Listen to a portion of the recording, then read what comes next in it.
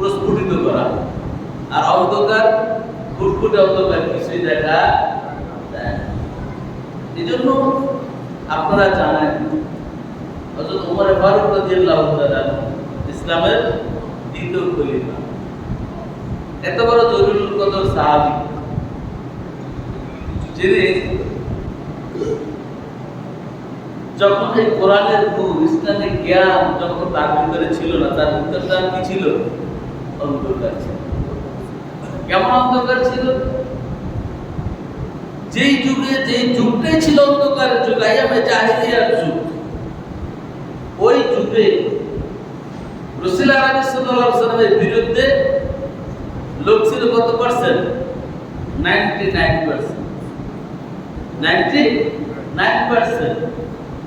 1% ছিল না আল্লাহ রাসূলের সঙ্গী সাথী, তার সাথে। এই 99% লোক ছিল রাসূলের আলাইহিস সালামের বিপক্ষে, কিন্তু রাসূল আলাইহিস সালামের শরীরে হাত দেওয়ার দুঃসাহস কোন ব্যক্তির ছিল। এমন অন্ধকার ছিল ওমর ফারুক রাদিয়াল্লাহু তাআলা আনহুর ভিতরে। এই ওমর ফারুক রাদিয়াল্লাহু তাআলা আনহু দরবারে নিয়ে দাঁড়িয়ে গিয়েছিল রাসূল আলাইহিস সালামকে হত্যা। কিন্তু কোরআনের নূর এমন নূর, এটা এমন একটা পরশ পাথর, এই পরশ পাথরের ছোঁয়া যেখানেই লাগে সেটাই সোনায় পরিণত হয়ে যায়। সে কয়লার টুকরা, সে অন্ধকার যার ভিতরে ছিল ঘুটঘুটে অন্ধকার, সে ওমর ফারুক রাদিয়াল্লাহু তাআলা যিনি রাসূল আলাইহিস সালামকে হত্যা করার জন্য উন্মুক্ত দরবারে নিয়ে ছুটলেন, সে ওমর ফারুক রাদিয়াল্লাহু তাআলা যখন কোরআনের বাণী শুনলেন, কোরআন যখন তাকে স্পর্শ করলো, সে অন্ধকার, সেই কয়লার টুকরাটা মুহূর্তের ভিতরে স্বর্ণের টুকরায় পরিণত হয়ে গেল। আমার ভাইয়েরা, আমার বন্ধুরা, রাসূল আরবি সাল্লাল্লাহু আলাইহি ওয়াসাল্লাম যখন এই দিনের দাওয়াত দিতে শুরু করলেন, আল্লাহ পাক রব্বুল আলামিন বললেন, ওয়ানজির আশীরাতাকাল আকরাবিন। হে নবী, আপনি আপনার পথ গোনা মানুষগুলিকে, দিন গোনা মানুষগুলিকে, আল্লাহর রাস্তা থেকে দূরে সরা মানুষগুলিকে আপনি আল্লাহ রাব্বুল আলামিনের সম্বন্ধে পরিচয় করিয়ে দেন। আল্লাহ রাব্বুল আলামিনের জাহান্নাম সম্পর্কে তাদেরকে দিক প্রদর্শন করুন, জাহান্নামের ভয় দেখান, জান্নাতের জন্য তাদেরকে মোটিভাই করুন, জান্নাতের সুসংবাদ তাদেরকে প্রদান করুন। আল্লাহ পাক রব্বুল আলামিন যখন এই আদেশ রাসূল আরবি সাল্লাল্লাহু আলাইহি ওয়াসাল্লামের উপরে নাযিল করলেন, রাসূল আরবি সাল্লাল্লাহু আলাইহি ওয়াসাল্লাম মুহূর্ত দেরি না করে রাসূল আরবি সাল্লাল্লাহু আলাইহি ওয়াসাল্লাম তাওহীদের দাওয়াত দেওয়ার জন্য বেরিয়ে পড়লেন। রাসূল আরবি সাল্লাল্লাহু আলাইহি ওয়াসাল্লামের এই তাওহীদের দাওয়াত প্রচন্ড বেগে দেওয়া শুরু করলেন। বাতিল শক্তি তার চাইতে শতগুণ বেশি ক্ষিপ্র হয়ে রাসূল আরবি সাল্লাল্লাহু আলাইহি ওয়াসাল্লামের এই দাওয়াতকে প্রতিহত করার জন্য উঠে পড়ে লাগলেন। এর অংশ হিসেবে আবু জাহেল, আবু লাহাব, উতবা, সাইবারা বলল, মুহাম্মদুর রাসূলুল্লাহ সাল্লাল্লাহু আলাইহি ওয়াসাল্লাম যেভাবে দ্বীনের দাওয়াত দেওয়া শুরু করলেন, হয়তোবা এমন সময় আসবে যখন মুহাম্মদুর রাসূলুল্লাহ সাল্লাল্লাহু আলাইহি ওয়াসাল্লামের ধর্ম ছাড়া অন্য কোনো ধর্ম থাকবে না, আমাদের প্রকৃত থাকবে না, আমাদের নেতৃত্ব থাকবে না। অতএব এখন মুহাম্মদুর রাসূলুল্লাহ সাল্লাল্লাহু আলাইহি ওয়াসাল্লামকে থামাতে হবে। এখন যদি তাকে থামানো না যায়, পরবর্তীতে তাকে আর থামানো যাবে না। কে আছে মুহাম্মদুর রাসূলুল্লাহ সাল্লাল্লাহু আলাইহি ওয়াসাল্লামকে এখন দমিয়ে রাখবে, থামিয়ে দিবে, তার কণ্ঠস্বরকে রোধ করে দিবে। কোন ব্যক্তি দুঃসাহস করে নাই। ওমর ফারুক রাদিয়াল্লাহু তাআলা উন্মুক্ত দরবারে দিয়ে দাঁড়িয়ে গেলেন। আমি মুহাম্মদুর রাসূলুল্লাহ রাসূলুল্লাহ সাল্লাল্লাহু আলাইহি ওয়াসাল্লামের কণ্ঠস্বরকে কমিয়ে দেব, তাকে দুনিয়া থেকে বিদায় করে দেব। তখন ওই নেতৃবৃন্দ সবাই বলছিল, হ্যাঁ আমরা জানতাম এই কাজটা তোমার দ্বারাই সম্ভব, অন্য কেউ পারবে না।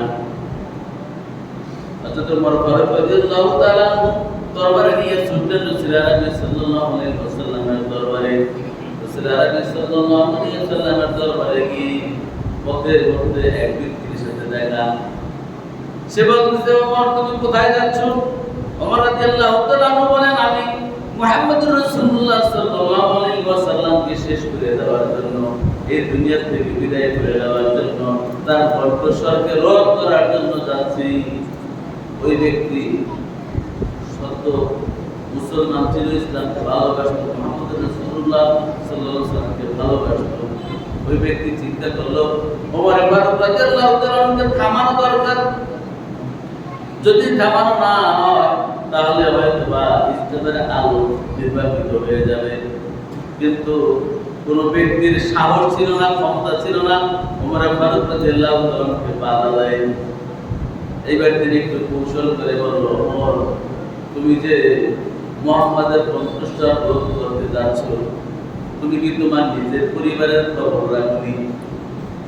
তুমি যে মুহাম্মাদকে হত্যা করার জন্য যাচ্ছ, তার কণ্ঠস্বর রোধ করার জন্য যাচ্ছ, তুমি নিজের খবর রাখো। তোমার পরিবারই তো সেই ইসলামের ছায়াতলে আশ্রয় নিয়েছে, তারাই তো ইসলাম গ্রহণ করেছে।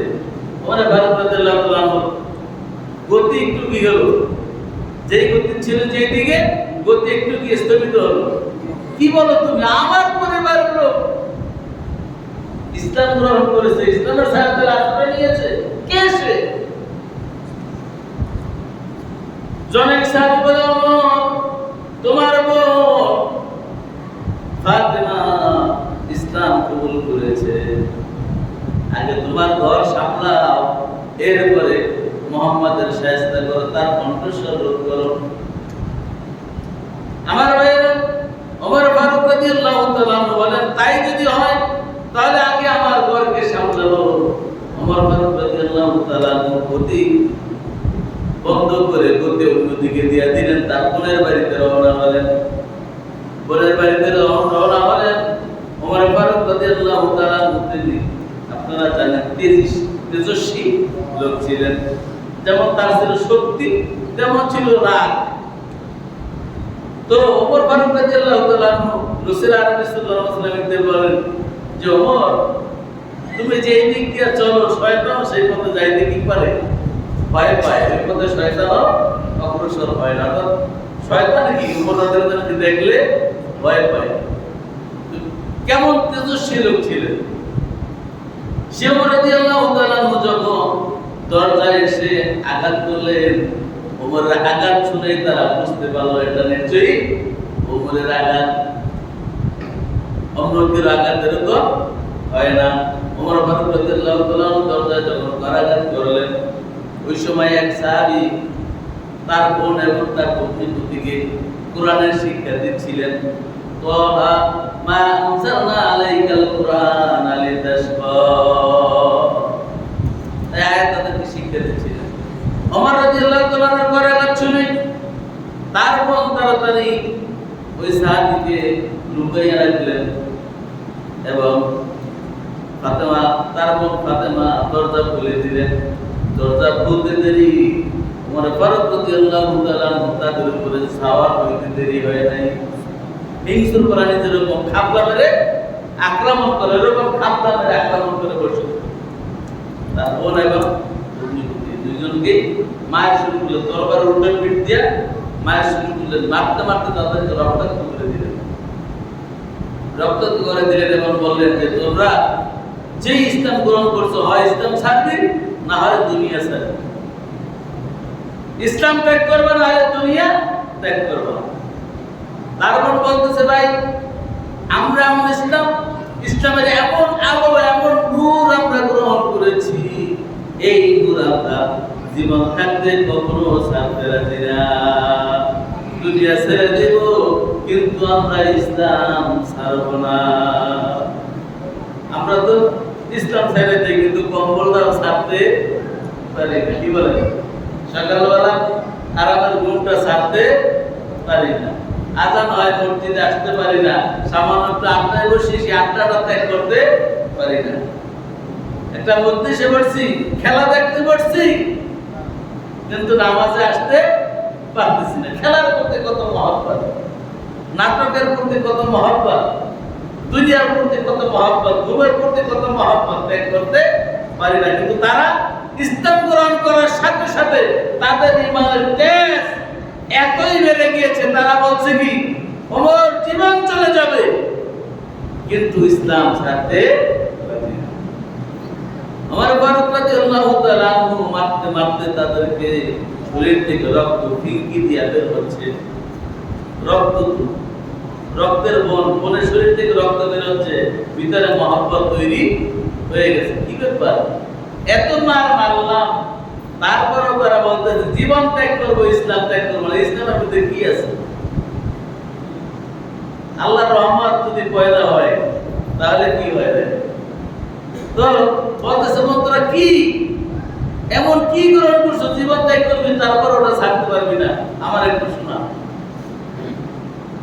বলে ভাই তুমি একটু শান্ত হও, তুমি একটু ওযু করো,